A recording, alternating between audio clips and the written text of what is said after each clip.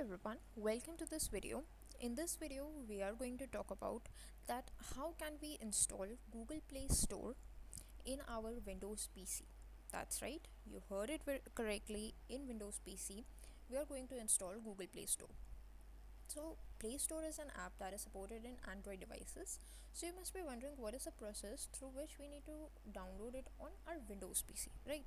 So the process is pretty simple. All you need to do is, first of all, you need a program called BlueStacks in your PC. So in case you already don't have the BlueStacks program, just go to your favorite browser and type bluestacks.com. Once you do that, you would be taken to their official website. From here you can simply just download it by clicking on download BlueStacks 10 or 5 or whichever version is seen in your case. So I have BlueStacks 10, so I'm just going to download 10. Then once it's downloaded, you need to install the exe file. Once it's installed, you can open it up to this kind of a screen.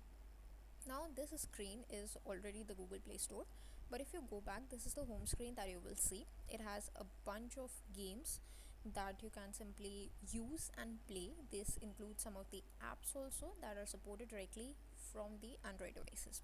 So if you go here, then we have Google Play Store. If you just click here, then you are taken to the Google Play Store screen.